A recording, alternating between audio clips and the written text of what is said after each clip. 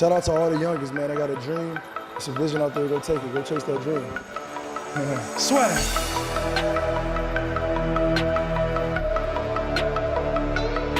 People are always saying about the talk, and I talk, and I talk, and I talk, but guess fucking what? I back it up. I back it up.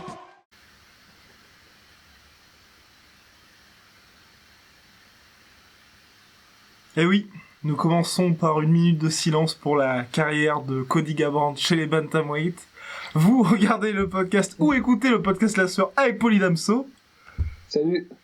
Et notre cher Cody vient de perdre par KO au premier round. Notre cher Paulie Damso qui dans la preview avait dit Cody Garbrandt est con. Eh bien ça s'est confirmé parce que il démarrait très bien, il avait clippé TJ Dillashaw, il avait ajouté ses kicks, on s'était un peu moqué de ça, de son stage en Muay Thai en Thaïlande, mais il a ajouté les kicks, tout se passait bien, et puis, trop confiant à chercher le KO, il s'est fait prendre, et il a plus jamais réussi à sortir la tête de l'eau.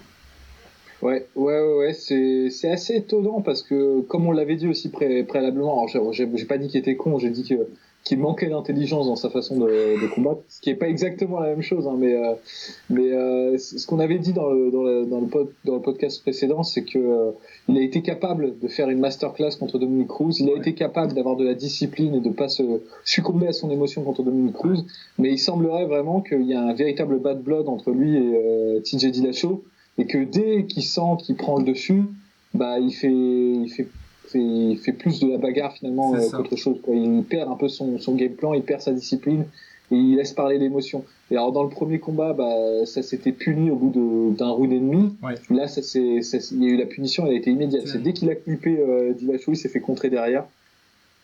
Contré 2 fois de la même manière quand même. Ouais. Il n'a pas su apporter les ajustements pour se défendre.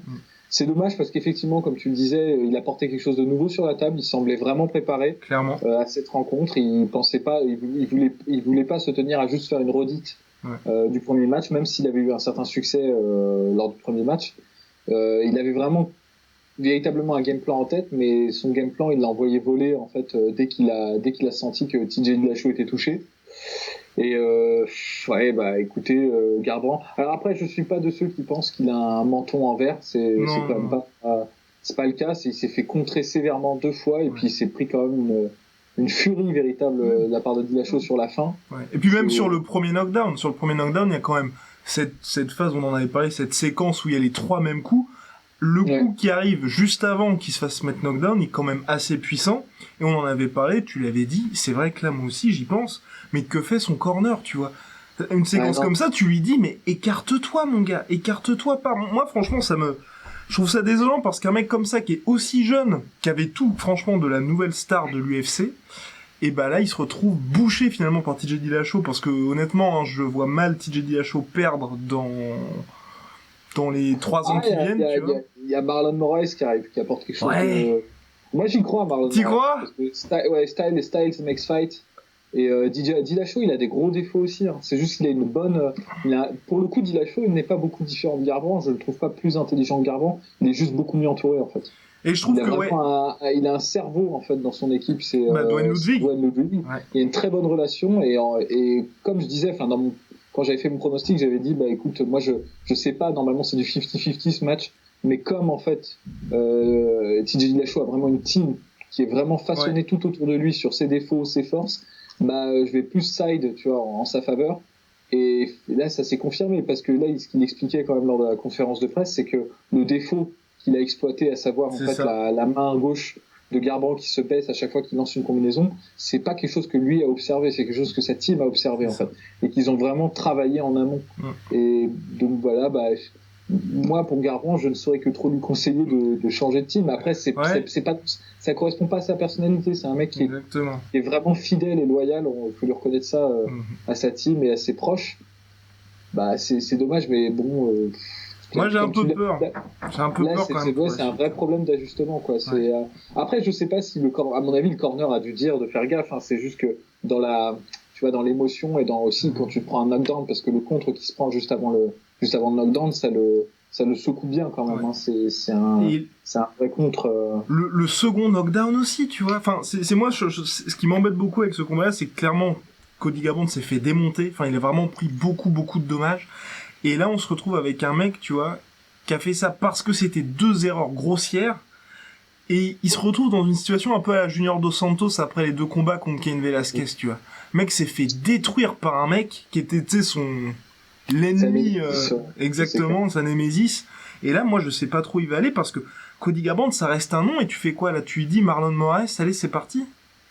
Non, Marlon Moraes, il faut le faire combattre TJ Dillashaw. Ouais, mais tu penses maintenant, parce que moi, pour l'UFC, niveau business, je fais plutôt un Dominic Cruz, TJ Dillashaw qu'un Moraes, TJ, tu vois. Ouais, ou c'est Rudo. D'un point de vue business, je le comprends. Tu vendras beaucoup plus avec ça. En plus, s'il veut vraiment sa revanche contre Dominic Cruz. C'est ça. Mais moi, d'un point de vue, je vais dire business aussi, mais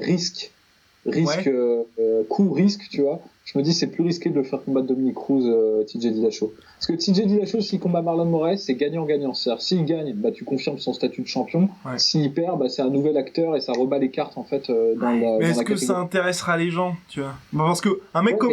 Regarde, imagine Dominic Cruz, il gagne encore une razor-fine décision, tu vois, contre... Il gagnera pas. Mec, moi, je te dis, c'est possible, hein. Je vois pas véritablement quelque chose je pense pas que TJ Dillashaw ait véritablement amélioré son jeu sur les derniers combats. Hein. C'est le même, tu vois. Et mais l'avantage, c'est qu'il a déjà combattu, tu sais, Dominic Cruz. Généralement, les revanches TJ Dillashaw, il les manœuvre quand même bien, Asun Sao, tout ça. Et là, je me dis, tu vois, ça peut, Dominic Cruz qui a quand même genre 34, enfin, tu sais, 35, au bout d'un moment, le physique, bon, bah, on sait ce que ça donne. Ouais. C'était une split decision. Non, mais bon, je sais pas. Moi, personnellement, je suis plus d'avis. Évidemment, je comprends d'un point de vue business, ça fait beaucoup plus de sens ce que tu dis. Mais je suis plus d'avis de laisser sa chance en fait aux gens, surtout quand t'as un contender comme Moraes qui a un certain momentum maintenant, tu vois, qui arrive avec une certaine hype. C'est bien de lui donner sa chance. Et moi, du coup, je ferais Garbrandt contre Rivera, tu vois, comme un match de rédemption pour Rivera, parce que Rivera il est dans la même situation. Il est arrivé avec une winning streak de 20 combats. Il se fait mettre KO en 1 minute. Du coup, tout son travail est effondré, tu vois, et c'est pareil pour Garbrandt, quoi. Garbrandt, il avait un bon résumé avant ses 2 défaites, et là, ils doivent se reconstruire, donc je pense que c'est bien et puis, personnellement, c'est un match que j'ai envie de voir, Garbrandt-Rivera, ça pourrait être intéressant. Oui, ça peut être intéressant. Après, moi, Moraes, que j'aime beaucoup, hein, pour moi, le fait qu'il soit pas encore prêt, tu vois, pour le title shot, c'est le fait que l'UFC est pas encore capitalisé sur lui, dans le sens où ils l'ont mis que sur des fight night, tu vois.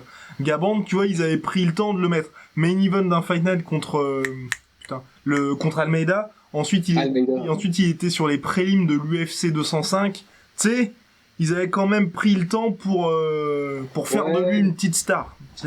Non, bien sûr, mais de toute façon, il faut pas attendre aussi que l'UFC fasse de toi une star, parce que si tu corresponds pas à leur canon, de toute façon, l'UFC, on sait très bien, et c'est une entreprise. Hein, c'est pas une théorie du complot ni rien, mais en gros, à l'UFC, si vous êtes blanc, américain, protestant, vous avez beaucoup plus de chances, on va dire, d'être capitalisé par l'UFC. Voilà. C'est pas par idéologie, c'est juste par pragmatisme. Ils savent très bien quelle est leur audience aux États-Unis. Et regardez, il suffit de voir le battage qu'il y a eu autour de Sage Northcutt ou de mecs comme ça qui étaient même pas confirmés, quoi. C'était même pas des contenders, quoi. C'était des nouveaux arrivants, pour comprendre le sens des priorités au niveau du marketing pour l'UFC, tu vois.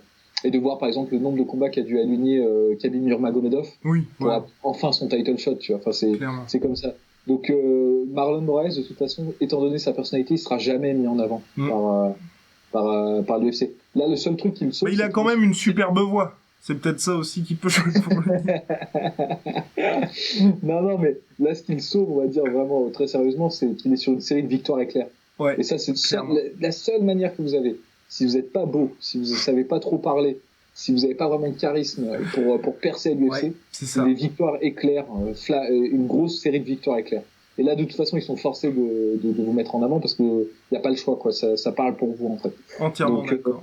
Et donc donc toi tu verrais plutôt Garbrandt maintenant pour Rivera. Après je crois que Rivera est booké je crois qu'ils l'ont booké peut-être contre Lineker, non?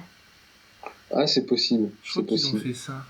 Je crois qu'ils ont bref, mais c'est vrai que Garbrandt, moi je le verrais bien contre Rivera, qui se reconstruise un petit peu, et puis je suis entièrement d'accord avec toi. Là, il faut vraiment qu'il y ait des ajustements tactiques parce que physiquement le taf y est, et puis là mine de rien, va quand même falloir se reconstruire de ces 2 très très grosses défaites. Parce qu'en fait, il y a des qualités mais vraiment énormes de la part de Garbrandt, et il apprend, en fait. On a rigolé un peu, on a ironisé sur le fait qu'il avait commencé un petit peu à faire du kickboxing. Là, franchement c'était impressionnant. C'était très propre, c'était très bien ce qu'il a fait. Il a d'ailleurs même marqué au début du combat, j'ai remarqué, il a marqué TJ Dillashaw avec un body kick. Clairement. C'est assez fou, tu vois, de progresser aussi vite. Il est jeune, il a une grande courbe de progression. Le truc, c'est que, déjà, moi, je pense que Alpha Male, à mon avis, Alpha Male, c'est une bonne team quand on est déjà un combattant confirmé, en fait. Ouais. Quand on a déjà du savoir et qu'on est capable de se diriger soi-même. Quand on est un combattant débutant, je pense pas qu'Alpha Male soit la bonne team.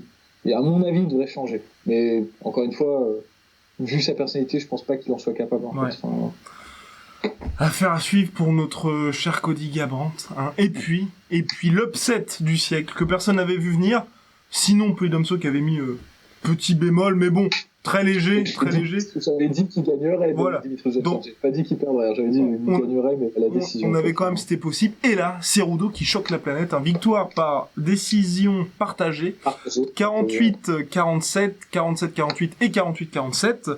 Et donc qui met fin au règne de Demetrius Johnson qui n'avait jamais perdu chez les flyweight. Première défaite de Demetrius depuis 2011. Et beaucoup disent Cerudo n'a pas mérité sa victoire. Pour ma part, je ne suis pas du tout d'accord avec ça. Je trouve qu'il a été bien plus actif que Demetrius Johnson. Il a scoré aussi, mais on sait que maintenant c'est plus comme ça dans les yeux des juges, mais beaucoup plus de takedown.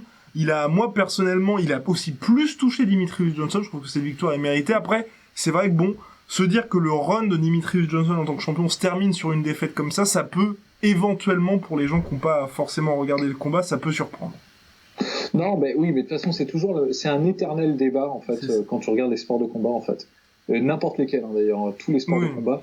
C'est à savoir comment tu juges un combat. Est-ce que tu le juges selon le nombre de touches? Est-ce que tu le juges selon les dégâts infligés, en fait?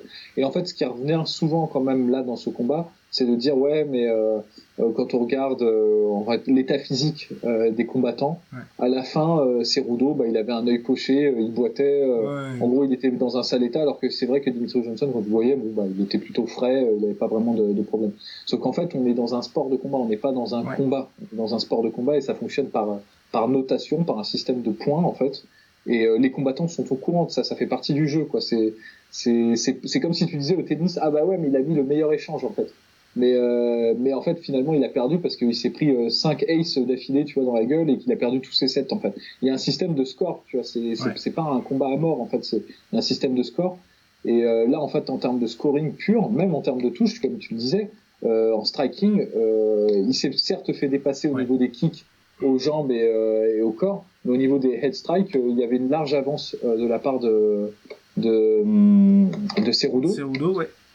Et après, en termes par exemple, d'attaque dans le clinch, Cerudo aussi dominait. Donc en fait, très honnêtement, la phase de lutte, il la dominait, au sol, il dominait, et on va dire que debout, c'était partagé. Donc pour moi, il y a pas de doute, quoi. Moi, j'étais même étonné très honnêtement, j'étais étonné que ce soit split décision, en fait. Je pense que ça fait un peu partie de la philosophie, genre si tu veux battre le champion, faut vraiment l'éclater, tu vois.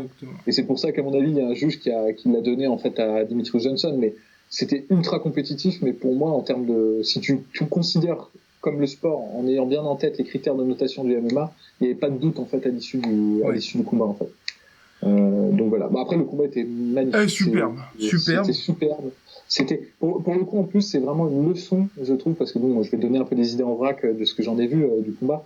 C'est que c'est une leçon sur la persistance dans un game plan. Clairement. Parce qu'en fait, le game plan de Cerudo était assez intelligent. C'était en gros de survivre debout. Enfin, dans un premier temps, de survivre debout. Premier round, il n'a pas fait grand chose debout. Premier round, c'était très mal parti. Hein. Honnêtement, le premier round, c'était très mal parti. Il manque de se péter la cheville tout seul et tout. Et même lui, il a dit en conférence de presse, le premier round, je me suis dit, ça va faire exactement comme le premier combat. Je vais me faire finir très rapidement.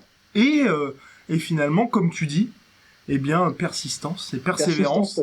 Parce que dès le deuxième round, il a commencé à installer son jeu parce que tout le jeu, en fait, de Cerudo, c'était d'avoir cette technique un peu de karaté différent.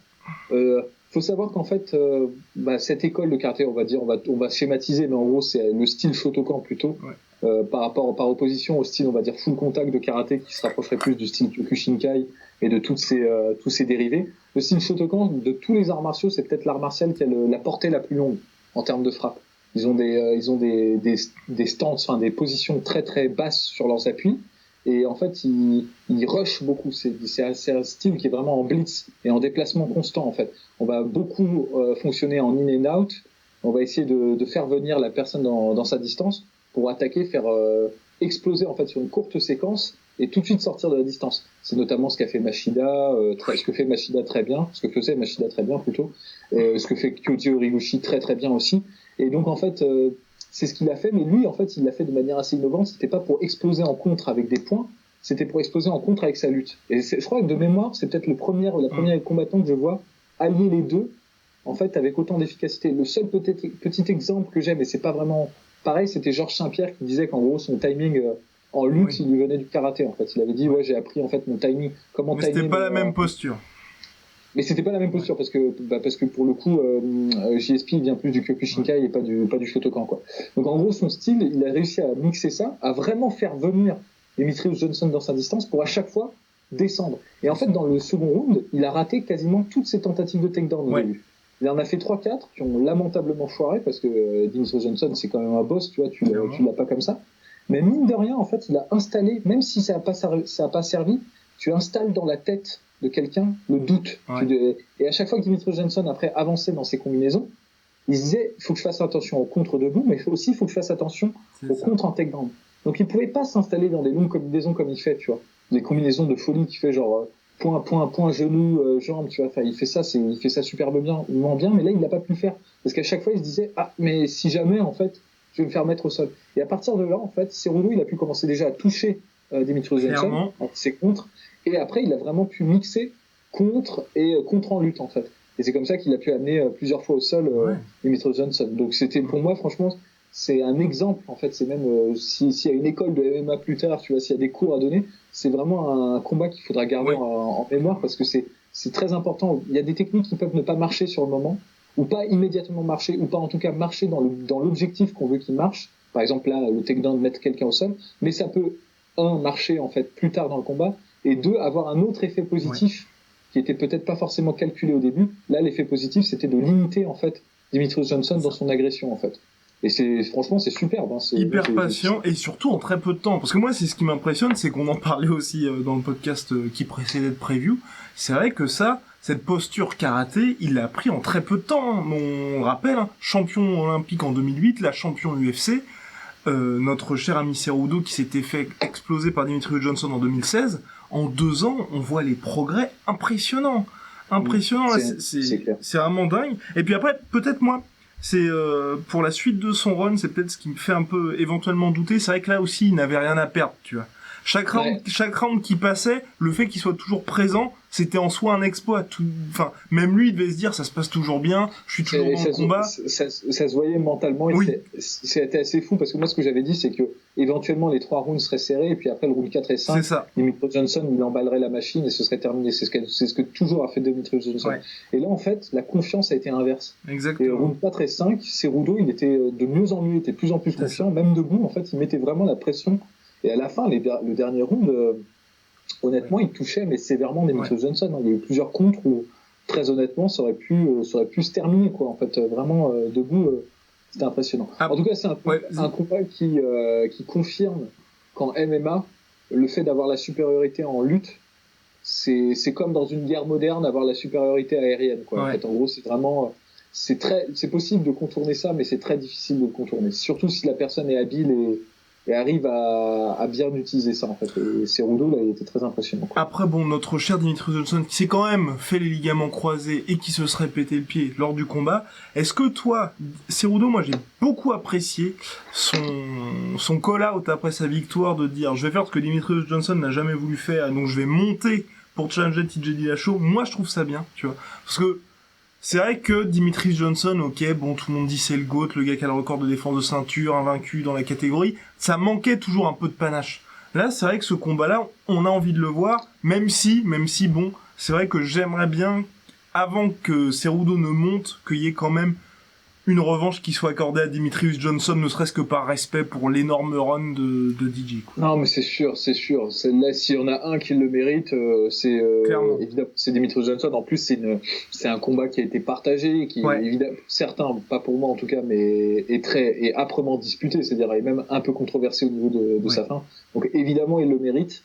Après, tu vois, je pense que c'est pas ces logiques-là qui rentrent en jeu, tu vois. Clairement. Par exemple, tu vois, José Aldo qui perdait contre Conor McGregor, il avait dominé pendant je sais pas combien d'années sa catégorie. Il méritait aussi le rematch immédiat, mais il l'a pas eu, tu vois. Et donc moi, si on me demande moi individuellement ce que j'en pense, je pense que effectivement, pour que Cerudo cimente sa place, il faudrait qu'il accorde la revanche et qu'ensuite il le batte Demetrius Johnson une deuxième fois. Après, si on me demande ce que j'en pense, ce qui va se passer, je suis même pas certain que Demetrius Johnson obtienne son rematch. Oh. Je sais pas. Parce que la catégorie flyweight, c'est une catégorie, en fait, l'UFC veut s'en débarrasser depuis des années, en fait. Et là, pour le coup, le fait que Demetrius Johnson soit plus le champion, bah, ça leur ôte une énorme épine du pied. Parce qu'en fait, entièrement d'accord. C'est une position vraiment difficile parce que tous les médias, s'ébobissaient devant Demetrius Johnson en disant ouais, c'est le combattant le plus complet de la planète, c'est le pound for pound best et tout, tu vois. Et donc du coup, eux, bah, même s'ils voulaient bazarder la catégorie, ils pouvaient pas vraiment le faire, ils étaient tenus en fait par Demetrius Johnson. Là, le fait que Demetrius Johnson parte, ça leur offre un prétexte merveilleux et en plus. Tu penses pas qu'ils vont essayer de capitaliser là-dessus avec par exemple un mec, tu vois, comme Sergio Pettis, qui pourrait faire, tu vois, un Pettis Demetrius Johnson, tu sais, essayer de redonner sa chance à la KT? C'est possible. Après, tout dépend. Déjà, on va voir les scores qui vont tomber là pour. Oula. Ça va pas. Je pense pas que ça va être fameux, hein, personnellement. Non, la même. Et puis, je sais pas. Moi, je pense qu'en fait, ouais, ce serait vraiment horrible de pas filer le rematch à Demetrius Johnson. Mais je suis tellement en fait, ça me surprendrait pas qu'il le fasse pas en fait. Ça me surprendrait pas. Après, en plus, Cerudo, d'après ce que j'ai compris, c'est un mec qui cut énormément de poids pour être flyweight. Ouais. Et en fait, ça l'arrangerait presque, tu vois, de faire sa montée en bantam comme ça. Clairement. Après, ce serait terrible, t'imagines, Demetrius Johnson qui n'a jamais droit à sa revanche, qui redevient champion chez les flyweight. Qui redevient dominant. Ouais, mais du coup, tu vois, il pourrait conserver cette espèce de narratif, de narration plutôt qu'ils ont tout le temps gardé, comme quoi Demetrius Johnson il perd que contre des bantamweight, tu vois. Ouais. Parce que si immédiatement après Cerudo il passe en bantamweight, les gens vont dire ouais, il a perdu contre Cerudo, mais c'était pas vraiment un flyweight, c'était un bantamweight qui cutait dans le poids. Enfin, il y aurait toujours moyen, tu vois, de raccorder en fait avec la narration autour de Demetrius Johnson. Après, moi, il y a un combat que j'aimerais beaucoup voir de Demetrius Johnson, mais je sais que c'est du domaine de l'impossible. C'est Demetrius Johnson contre Kyoji Horiguchi, la revanche. C'est un match que j'aimerais énormément voir. Enfin, oui, c'est vrai que là, oui. À part sur le jeu vidéo UFC 3, c'est compliqué. Ce serait compliqué, ouais, mais c'est un match que j'aimerais beaucoup voir. Enfin, mais sinon, sur la carte, il y avait des combats vraiment stylés. Moïcano, moi, personnellement... Je suis content, je suis content parce que cette division featherweight, on en parlait qui était plus ou moins mourante, hein. Là, entre eux, retour de José Aldo, Moïcano, là, qui s'impose face à Cub Swanson. Intéressant, et puis, mine de rien, c'est là qu'on se dit que Brian Ortega, quand même, très très solide. Ouais, mais en même temps, le combat Moïcano-Ortega, c'était un combat qui avait été très serré. C'était serré, Moïcano avait gagné les 2 premiers rounds contre Ortega. Et il avait perdu par soumission au 3e round. Moïcano, c'est vraiment un mec, j'ai vraiment envie de le voir évoluer. En fait, il y a encore des défauts, des trucs à polir. Il se tient, je trouve, très très droit pour un mec qui est grand et il s'expose parfois en contre, mais il a des attributs physiques qui sont assez exceptionnels pour la catégorie. Il est très très grand et assez longiligne et il envoie quand même parce que mettre knockdown Cub Swanson sur un jab, putain. C'est qu'en fait il punch bien quoi, il punch bien et donc j'ai bien envie de voir ça en fait, de voir comment il évolue et pourquoi pas une revanche contre Ortega plus tard à l'avenir, ce serait un combat intéressant aussi. Ce serait magnifique. Eh bien, on va passer très brièvement aux news et aux avalanches d'annonces de combat. C'est parti. Donc ça y est, Conor McGregor contre Khabib Nurmagomedov a été annoncé. Cocorico Polydopso qui ne croyait pas à un retour du Mystic Mac. Je m'en souviendrai toute ma vie, tous ces jours où j'y croyais. Je disais Spacey va revenir, et ben là ça y est, McGregor revient, qui prend un énorme risque, parce que là, mine de rien, il est outsider pour les bookmakers, pour tout le monde, sauf pour les fans de la sueur, qui ont voté à 86% pour une victoire de McGregor sur notre sondage Instagram. Et bah, je trouve que c'est une très bonne nouvelle, ce combat-là. Ça va permettre ça fait avancer. C'est le combat que tout le monde attendait. Le combat arrive enfin. Et puis, il y a du suspense, mine de rien. Non, bah, c'est le money fight. Je pense que si jamais le combat se tient, et Inch'Allah, il va se tenir, c'est que ça va vraiment exploser tous les records. Je pense, tous les records de pay-per-view. C'est vraiment le combat qui est attendu et ouais, c'est bien qu'il soit annoncé. Alors moi, je pensais vraiment pas que Conor McGregor allait revenir, parce que je me disais, le mec s'est fait tellement de bif et il est pas vraiment intéressé. C'est pas un mec qui est véritablement intéressé par sa legacy, quoi que les gens en disent. C'est un mec, il est un peu comme, c'est ce que disait Jack Dempsey quand on lui demandait pourquoi il combattait. Il disait pour le pognon, juste pour le pognon, que pour le pognon, quoi, en fait, en gros. Et là, il va y en avoir.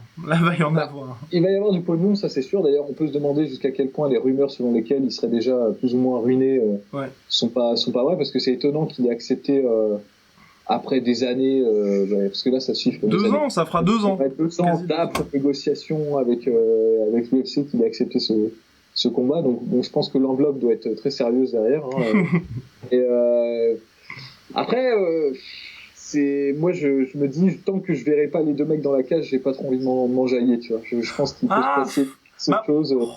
Je me dis, moi avec ce combat-là, en fait, j'ai pas trop peur, parce que les enjeux financiers sont tels que même s'il y a un mec quasiment, tu vois, qui se fait les ligaments croisés, il ira quand même dans la cage juste pour toucher ses 15 millions, tu vois. Non mais enfin tu sais, c'est tellement énorme. Et aussi, les gars vont tellement investir dans leur training camp.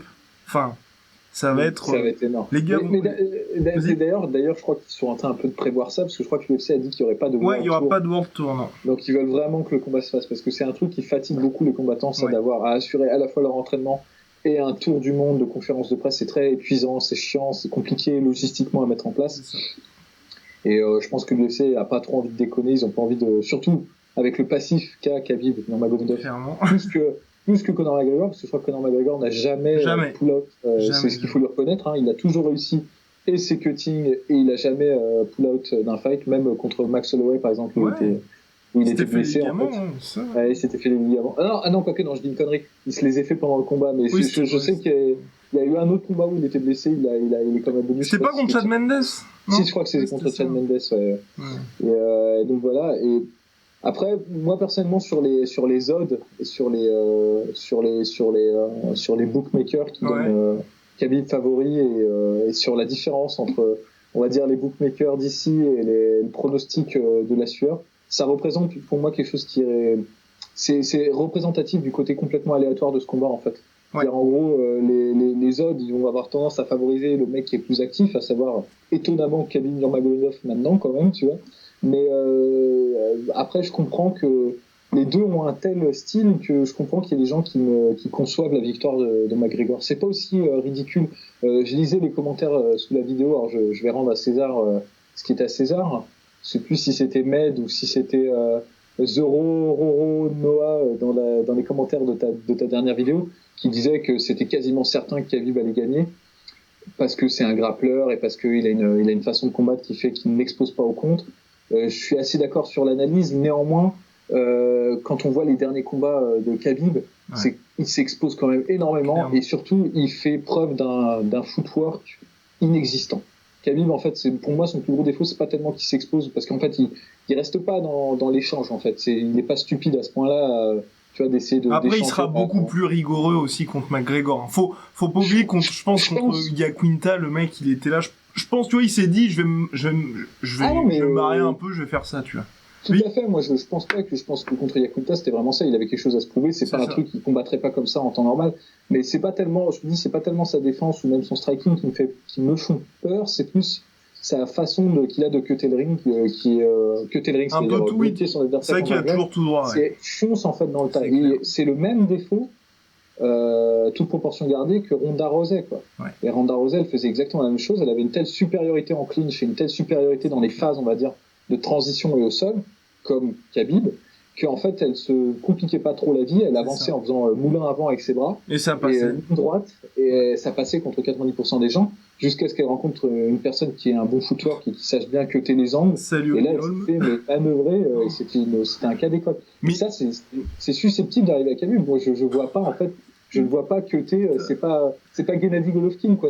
Il est pas tactique, quoi, du tout, tu Non. vois. Il rentre dans le tas et, Après, très, il sera très- peut-être plus conservateur, c'est ce que je me dis aussi. Il y aura moins ce côté, j'ai pas vraiment à me soucier du mec, parce que c'est vrai que bon, contre des Iaquinta, il y avait pas, tu sais, cette alerte, cette immense alerte, parce que même, tu vois, contre un mec comme Edson Barbosa, quand il a commencé à rusher sur lui comme ça, en mode, même quand il faisait ses genoux sautés, c'était genre au 3e round, quand Edson Barbosa était déjà en mode survie, tu vois. Donc je me dis qu'il va peut-être être quand même beaucoup plus posé à attendre que McGregor, c'est ça aussi moi qui me fait un peu peur, c'est le cardio de McGregor et le fait que si Khabib est toujours là au 3e round, tout le travail pour empêcher les takedowns. En fait, les défauts des uns rentrent dans les qualités des autres, en fait. C'est pour ça que ce match-up, il est impossible à prévoir, en fait. C'est impossible de dire avec certitude ce qui va se passer, parce que les armes des uns fonctionnent parfaitement dans la faiblesse des autres et vice-versa, en fait. Et c'est vrai que le cardio de McGregor, et encore, on dit beaucoup du cardio de McGregor, c'est juste, il fonctionne par burst, en fait. Il va y avoir des moments où il prend des pauses, et on aura l'impression qu'il n'est pas capable de revenir, et puis après il va revenir. Regarde son deuxième combat contre Ned Diaz, il a l'air complètement épuisé au 3e round, et il te sort un 4e round, tu vois, des enfers, où il arrive à remettre Mais le 5e round, c'était chaud par contre. C'était chaud par contre, mais c'est comme ça, c'est juste un rythme qui est différent en fait. Après c'est vrai que travailler avec un lutteur, surtout du niveau de Khabib, ça épuise beaucoup de gens, ça épuise énormément de gens. Mais peut-être qu'il arrivera à éviter les phases de lutte. Tu vois, peut-être qu'il arrivera en fait à ne pas être justement dans tout le temps ce clinch perpétuel, parce que le problème d'Edson Barbosa par exemple, c'est qu'il ne sait pas reculer et il ne sait pas cutter les angles, il ne sait pas pivoter, il ne sait pas et c'est pour ça que bon, je n'enlève rien à la victoire de Khabib, hein, c'était impressionnant, mais je veux dire tu vois, par exemple un combat qui m'aurait à mon avis éclairé sur la capacité de Khabib à vraiment faire face à quelqu'un qui sait gérer sa position dans l'octogone, ça aurait été un combat contre Alvarez. J'aurais donné cher pour voir ce combat. Bon, c'est un combat qui, pareil, ne se réalisera jamais en l'état actuel des choses. Mais ça aurait été un combat qui aurait été très révélateur, je pense, de la capacité de Khabib à faire face à quelqu'un qui sait véritablement gérer sa position dans l'octogone. Le striking, en fait, et la science, on va dire, de la boxe et du déplacement, c'est encore très, très rudimentaire en MMA, en fait. Il y a très peu de gens qui savent gérer vraiment ça. Et donc même McGregor le fait pas super bien, mais il sait quand même un peu le faire, et en plus il s'est entraîné en boxe pour Floyd Mayweather, donc il a ce savoir là. Et ça pour moi ça c'est pas négligeable, hein. Tout ce training camp qu'il a fait pour le combat de Mayweather, il y en a beaucoup qui disent ouais, McGregor ça fait 2 piges qu'il combat pas en MMA. Le striking, tout le taf qu'il a fait en boxe contre Mayweather, je pense que ça va être hyper payant. Et mine de rien, tu vois, moi aussi le fait qu'il a attendu aussi longtemps, et de tous les training qu'on voit sur toutes les photos, il taffe tout le temps en grappling, en jiu-jitsu. Certes, c'est de la com, mais ça veut dire aussi que le mec a eu énormément de temps pour se préparer, parce que ça aussi, McGregor, il a choisi ce combat-là, tu vois. Ça veut dire que ça fait quasiment 2 piges qu'il fait de la boxe et du grappling. Que ça. Enfin, tu vois? Ouais, et en plus, je pense que tu l'as dit, tu as raison de préciser, il a choisi ce combat-là. Faut pas que les gens pensent que c'est Khabib qui a choisi. Khabib, il souhaitait juste éventuellement, miraculeusement peut-être décrocher ce combat. Mais en fait, s'il y en a un qui était dans la position de choisir, c'était Conor McGregor. Donc je pense que s'il l'a fait, c'est parce qu'il pense qu'il est prêt, ou qu'il pense que c'est faisable, et donc ça veut dire qu'il s'entraîne et tout, et encore une fois je dis ça, mais moi je suis pas un fanboy de McGregor, hein. Je pense que les gens qui me connaissent savent que je suis assez critique de son style, et je pense qu'il y a beaucoup de défauts à exploiter, mais c'est pas aussi simple que de dire ouais, il est nul en lutte, il va se faire dépasser en lutte. C'est plus compliqué que ça, et c'est terminé cette époque où on disait il y en a un qui sait faire du sol et l'autre qui sait pas faire du sol. Ça fonctionne pas comme ça fonctionnait il y a 10 ans comme ça. Aujourd'hui, en fait, même un mec comme McGregor, il s'entraîne énormément au sol, et sa technique d'anti-takedown, il y en a beaucoup qui disent qu'elle est inexistante, c'est faux, tu vois, il a une bonne technique de défense au takedown, et ça a très bien marché contre Eddie Alvarez. Alors il y en a maintenant qui vont dire qu'Eddie Alvarez n'est pas un bon lutteur, Eddie Alvarez est un bon lutteur quand Oui, même. clairement. Donc bah voilà, tu vois. Donc en fait, Ouais. moi c'est un match-up qui m'intéresse énormément parce que c'est une opposition de style et comme je te dis, les plus vont avec les moins de l'un et les plus vont avec les moins de l'autre. Enfin c'est assez impressionnant. Par contre, est-ce qu'on est d'accord pour dire, moi, honnêtement, si le combat dure, je ne vois pas du tout une victoire de McGregor, par contre. Non, moi non plus. Ouais. Honnêtement, non. En fait, je dis juste, le cardio, c'est pas aussi net que ça, mais pareil. Pas le cardio, mais tu sais, plus dans le déroulé du combat. Je veux dire, si le combat dure, ça veut dire que Khabib arrive quand même à le mettre au sol. Et puis ça veut dire aussi que Khabib, il aura su, en fait, ne pas s'exposer. En fait. Ça veut dire qu'il est... Parce qu'en fait, en gros, la force de McGregor, c'est justement d'exploiter, on va dire, les failles et de créer des collisions. C'est-à-dire de pousser l'adversaire contre la cage. C'est comme ça qu'il l'a fait. Il est très proactif, en fait, McGregor, dans son style. C'est-à-dire avec ses kicks et avec ses déplacements, il va te pousser contre la cage et te forcer à venir vers lui pour contrer, en fait. C'est une version un peu améliorée, finalement, de ce que fait Machida. Parce que, par exemple, Machida, lui, il va juste attendre que tu viennes à lui et il va rien faire, en fait. Il va juste attendre et tout ça. Alors que lui, en fait, il va te pousser comme ça. Et ça fonctionne sur le KO, en fait. Là, la plupart des victoires de McGregor, elles sont par KO. Si Khabib n'est pas KO dans les 2 ou 3 premiers rounds, ça veut dire que Khabib a trouvé la réponse par rapport à ça. Et je vois mal, en fait, McGregor changer, tu vois, entre le round 3 et le round 4, sa façon de faire, en fait, c'est pour ça. Donc, pareil, je suis là-dessus. Mais par contre, oh là là, t'imagines McGregor qui s'impose genre KO dans les 30 premières secondes. Mais là, le mec ne touche plus terre. Enfin, non, mais franchement, tu fais quoi s'il y a ça? S'il y a ça déjà, si McGregor l'emporte, parce que c'est la question que je me pose moi depuis quelques temps, je pense que si Khabib gagne, au niveau du all-time great, tout ça, ça n'a pas le même impact que si McGregor gagne contre Khabib. Ah non, c'est sûr. C'est sûr. C'est certain. Si McGregor... en plus, de toute façon, les implications que ça aura, c'est-à-dire si jamais McGregor gagne contre Khabib, McGregor, il va combattre GSP. Oui, clairement. C'est quasi certain. C'est-à-dire si jamais il arrive à battre Khabib, il y a ça. Mais il reste plus que ça. Il lui restera plus que ça. Il reste plus que ça. Après, il n'y a aucun combat qui n'a... Max Holloway, si Max Holloway commence à... Enfin, tu sais, enchaîne et puis devient une superstar... Bon. Éventuellement, peut-être plus tard. Ouais, tu vois, genre, c'est pas immédiat. C'est-à-dire là, je te parle immédiat. Là, c'est en octobre, c'est ça. Ouais, si en octobre, là, il met KO, il face plante Khabib comme il a face planter José Aldo. Oh. Là, je pense qu'il y a que JSP, tu vois, qui l'attend. Il y a que ça à lui offrir. Sinon, il n'y a pas d'intérêt, tu vois. Il y a aucun intérêt. Ou alors, il va nous refaire un combat de boxe contre, je sais pas, Gennady Golovkin ou un mec comme ça, tu vois, genre, mais sinon, je vois pas l'intérêt, en fait. Je vois pas d'autres combats. Ce serait fou, hein. Ce serait fou. Après, bon, peut-être que Mayweather arrivera en MMA, hein, qui sait. Mais... Ouais. On peut toujours espérer. Mais bon, et le combat à noter, moi, c'est ce que... Ah non, il y a aussi le combat contre Nate Diaz, le vainqueur. Et oui, nous n'en avons pas parlé, parce que l'UFC qui joue quand même bien, parce que le 29 décembre, il y a le pay-per-view de fin d'année de l'UFC, le très lucratif pay-per-view de fin d'année, et comme ça, Conor McGregor affronte Khabib le 3 octobre, et le 6 novembre, je crois, c'est Dustin Poirier contre Nate Diaz. En gros, tout est fait pour que, si tout se passe bien, il y ait un Nate Diaz, Conor McGregor en décembre, que comme ça tout le monde soit d'accord, les deux se font un max de bif, sachant que, honnêtement, moi je vois bien une victoire de Nate Diaz contre Dustin Poirier. Le combat va être hyper intéressant, mais après ça, tout dépend du Nate Diaz qui va arriver, mais je pense que tu vois sa boxe, tout le volume qu'il apporte, il va vraiment réussir à faire suffoquer Dustin Poirier, parce que c'est vrai que ses dernières victoires, tu vois, contre Anthony Pettis, contre Justin Gaethje, contre Eddie Alvarez, c'est des mecs qui n'ont pas cette capacité, finalement, tu vois, à la Nate Diaz, sur ce domaine-là en particulier, sur la boxe, et à chaque fois sur ces combats-là, il n'avait pas non plus utilisé sa lutte de Dustin Poirier, tu vois. C'est ce qui... Ouais, alors j'aurais tendance à penser la même chose, d'autant que je pense que Dustin Poirier, le problème qu'il a, c'est que dans son âme, dans sa nature, dans sa nature véritable, parce que je sonde les cœurs et les reins, tu vois, dans sa nature véritable, c'est un brawler, en fait. Clairement. Quand tu regardes ses premiers combats, c'est qu'il aime bien, tu vois, genre, échanger et tout, tu vois. D'ailleurs, c'est ce qui fait, c'est un peu son principe. C'est un de ses défauts, on va dire. Et le problème qu'on a avec les frères Diaz, d'ailleurs, c'est qu'en fait, on est, au premier round, trompé par la facilité avec laquelle on les touche, en fait. Je pense qu'il y a beaucoup de combattants qui sont tombés dans ce piège avec les frères Diaz, c'est de se dire, ah merde, en fait, il est lent, il boxe comme un pied, parce qu'ils ont une boxe assez déroutante, en fait, les frères Diaz. Même si Nate a je trouve une boxe un peu plus propre et un peu plus académique que Nick. Que Nick, yes.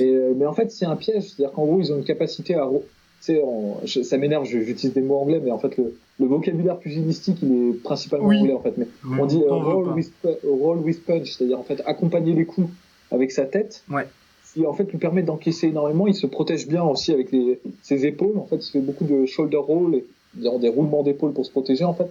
Il a une capacité, donc, en fait, t'as l'impression de le bourriner, de le meuler, mais en fait, tu lui fais pas si mal que ça, en fait. Tu lui fais pas si mal que ça. Et lui, en fait, c'est un marathonien de base. Donc, triathlète. Triathlète, ouais. Donc, en gros, en fait, il court avec toi, quoi.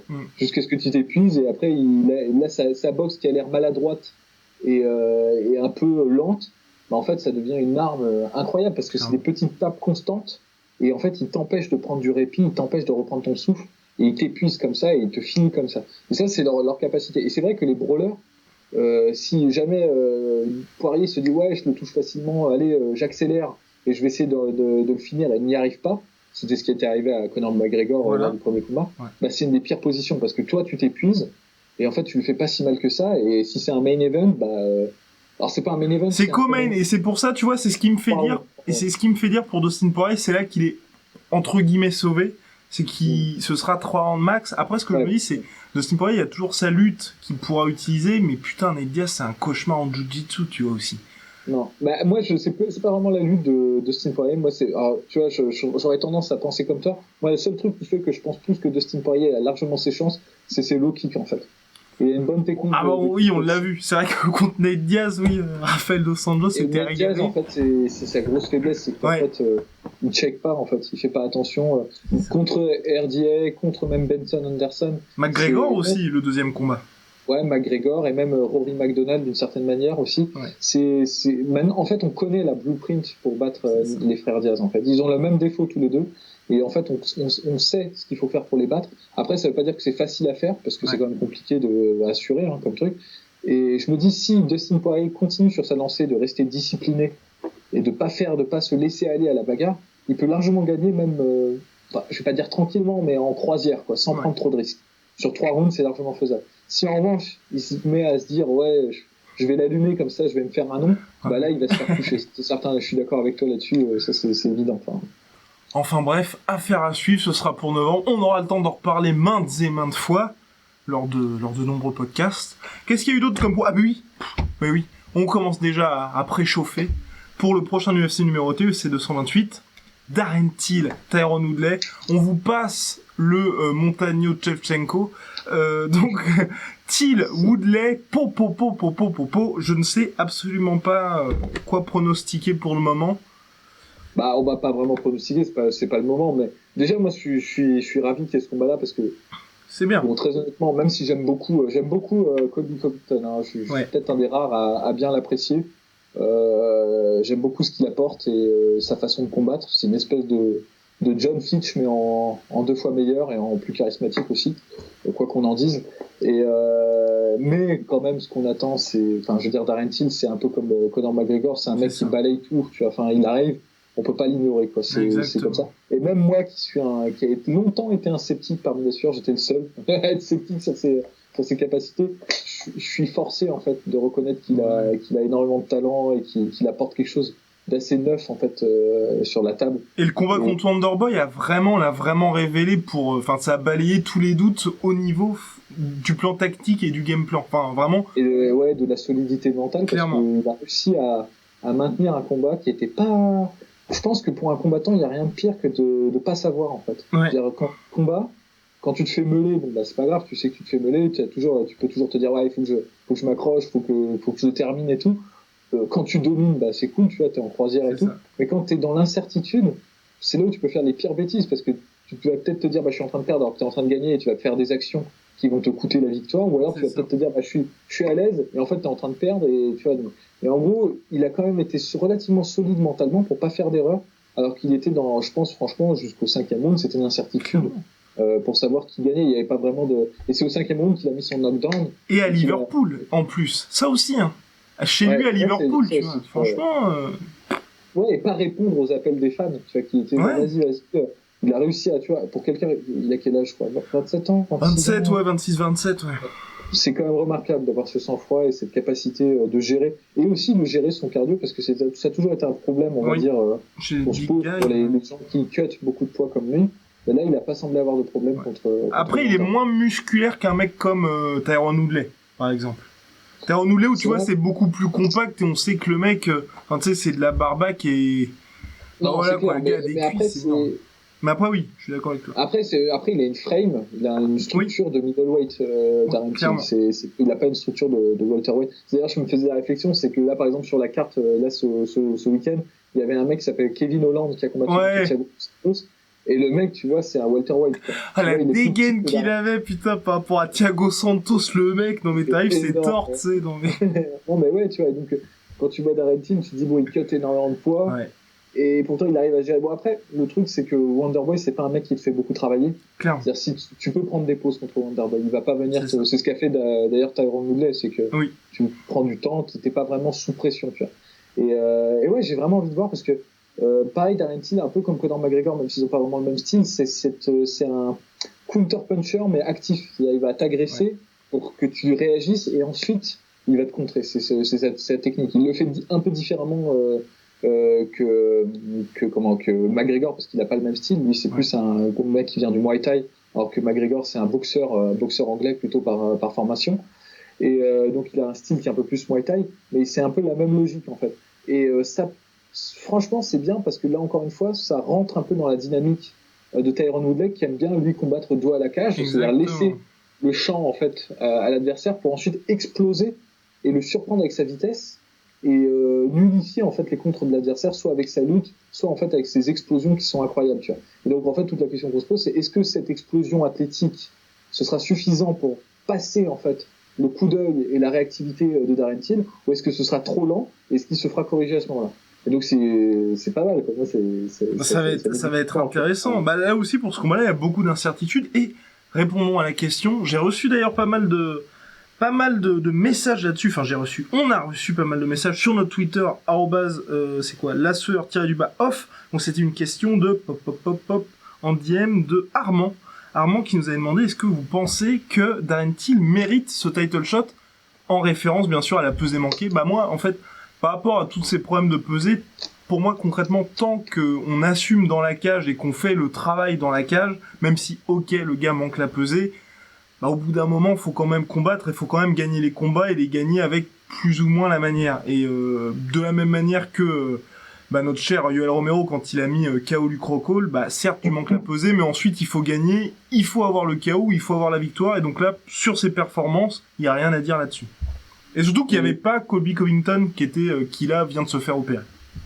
Ouais, il y a ça. Moi, en fait, je te suis totalement là-dessus. Je pense que les questions de pesée, c'est un peu tant que c'est pas récurrent, si ça arrive qu'une seule fois, je pense qu'il y a pas de souci. Après, je vais répondre à cette personne de la manière suivante, c'est que je pense qu'il faut pas oublier que c'est un sport spectacle en fait aussi, le MMA et plus particulièrement l'UFC.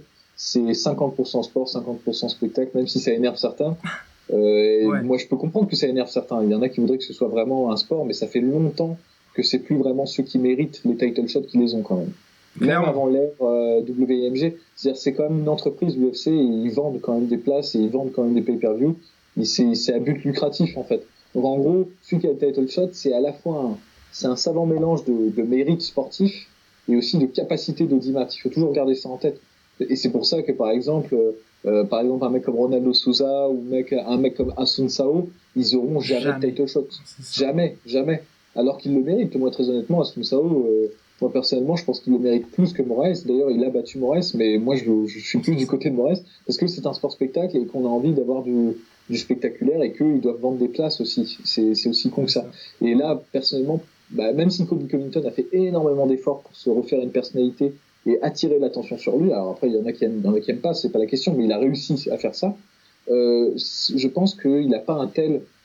il est victime du calendrier aussi. Victime du calendrier. L'UFC, il leur fallait un main event pour septembre, tu vois. Ouais, non, il y a ça aussi, il y a les aléas, t'as raison de l'ajouter, il y a aussi les circonstances qui font que, Mais même, je pense qu'en fait, les gens ont plus envie de voir Darren Till contre Woodley que Colby Covington. Parce que Colby Covington contre Woodley, ça a tous les ingrédients pour être un des combats les plus chiants du monde, en fait. Et surtout, le problème du Colby Covington Tyron Woodley, c'est que c'est deux combattants que les gens n'aiment pas. Enfin. Oui, il y a ça aussi. Et qu'il faut un méchant, il faut un gentil, tu vois. Et là, le truc, c'est que les deux sont pas vraiment appréciés. Moi, j'adore les deux. Hein. Je me sens un peu bizarre, justement, mais ouais, en fait, en vrai, dans la narration. Exactement. UFC, il y a besoin d'avoir un méchant, un gentil. Là, Darren Till, il arrive, c'est un peu le White Hope, hein, tu vois, c'est un peu ça aussi, tu vois, genre, il arrive et... Mais personnellement, de toute façon, ça va être un beau match, donc il y a pas de regret à avoir. Hein, ouais, et puis pour moi, oui, pour clore sur les pesées, oui, c'est ça. À moins, tu vois, qu'il y ait un espèce d'exemple à la Mackenzie Dern, tu vois, où t'arrives, t'es carrément en 3 catégories au-dessus pour faire ton combat, à aucun moment tu peux dire ça peut être un problème. Tu sais, tant qu'il n'y a pas ce côté foutage de gueule, parce que aussi bien pour Romero que pour Darren Till, ils ont manqué le poids, mais c'était un demi-pound. Tu vois, à ce niveau-là, tu peux pas dire que c'est le mec arrivé en dilettante, tu vois. Ouais, et puis ils se sont battus pour essayer de le faire. C'est-à-dire que ce qui était chiant chez Mackenzie Dern, c'est que... Elles s'en bat les couilles, elles s'en tapaient très largement, quoi. Enfin, elle a pas fait d'effort. Alors que Romero, il a failli crever pour faire le poids. Et... Donc voilà. Donc ouais, on verra, affaire à suivre sur le poids de Darren Till. Moi, je pense que c'était un pépin. Entièrement d'accord. C'était un souci personnel avec sa go. Ouais. Tant que ça se répète pas, il y a pas de crainte à avoir, en fait. Hein. Entièrement d'accord, mon cher Polydam. Eh bien, c'était le podcast Slasher débrief de l'UFC 227, petite preview sur les combats à venir. On n'a pas parlé de Kovalev-Alvarez, pardon. Ni de Parker qui a perdu contre Dillian White. Oui, aussi. C'est passé un peu inaperçu. Moi, je l'ai vu là, j'ai même pas vu le combat. Ouais. Je m'étais dit, ah merde, ouais, bah oui, c'est arrivé. Rapidement. Alvarez, moi, il m'a vraiment impressionné. Je trouve ça très bien pour la catégorie parce que c'est vrai que Kovalev, tu vois, ça faisait un peu, après ces 2 défaites de suite contre Ward, ça faisait champion par défaut. Là, défaite indiscutable, tu vois. Ça va être un sacré match. J'ai vraiment envie de voir ce que ça donne. Alors après, le problème, c'est que c'est toujours la boxe anglaise. En fait, tu peux toujours te hyper et te dire, ils ont à peu près le même niveau et tout. Et en fait, tu peux arriver le soir et voir un combat complètement inégal. Et c'est parce qu'en fait, il y a un tel décalage de niveau. Enfin, il y a une telle multiplicité de niveaux dans la boxe anglaise qu'on n'est jamais sûr. Là, en revanche, c'est vrai qu'Alvarez a été assez impressionnant sur sa dernière performance. Et Kovalev, malgré en fait ces 2 défaites contre Andre Ward, ça reste quand même un sacré client. Clairement. Donc c'est un beau combat. Après pour Dillian White, moi je suis content pour Dillian White. Même chose. C'est un mec qui mérite, je trouve, il est très travailleur. En plus, il a un profil un peu rocambolesque. Tu vois, j'aime bien. Il a fait du kickboxing, il a fait un peu de MMA. C'est un mec un peu à part. Et puis tu sens, c'est un peu un galérien et tout. Le personnage est assez sympathique. Parker, moi, ça confirme un peu ce que je disais, c'est que c'est un mec qui avait pas rencontré de grosses compétitions. Ouais. Toujours le problème avec la boxe, là, encore, je me répète, mais c'est que tu peux être champion, être invaincu, et finalement, dès que tu tombes sur un mec qui sait à peu près boxer, te faire démonter. Bon, là, il s'est pas fait démonter, le combat était quand même assez serré, c'était pas non plus une leçon, mais ça, tu vois, Dillian White, il y a quelques mois, il n'était pas considéré comme le 4e mondial, quoi. C'est ça. Alors que Parker, c'était un peu sa position, on va dire, non officielle, quoi. Donc voilà, c'est la boxe dans toute sa splendeur, j'ai envie de dire. Exactement. Ouais, mais c'est bien, ça permet, tu vois, au niveau de mettre un peu d'ordre dans cette catégorie poids lourd, parce que ça, Dillian White, depuis sa défaite par KO contre Anthony Joshua, on le mettait un peu sur le côté, alors que non, tu vois, c'est quand même un bon. Il y avait victoire contre Chisora, cette victoire-là, bon bah ok. Le mec maintenant, il peut taper et dire ok, je vais peut-être affronter des Wilder, des mecs comme ça, donc c'est bien. Et puis oui, pour Kovalev, c'est vrai que ces 2 défaites contre notre petit pote Andre Ward, si les 2 combats étaient en Russie, je pense que ça aurait pas été la même chose, surtout pour le premier. Non, surtout pour le premier. Le deuxième, je suis moins catégorique parce que bon, ok, il y a les petits low blows qui font peu chier. C'est ça. C'est la boxe, hein. Regarde Orlando Salido quand il a battu Lomachenko. Il a triché les 3 quarts du match. Tant que tu te fais pas gauler, tu vois, c'est you ain't cheating if you ain't trying, tu vois, c'est vraiment ça, tu vois. Donc c'est comme ça. Après, le fait que le premier match, je trouve que c'était, on va pas dire un vol, mais que c'était très controversé comme combat, parce que bon. Enfin. C'est la boxe. Bon sur ce, à plus. Shout out to all the youngest, man. I got a dream. It's a vision out there. Go take it. Go chase that dream.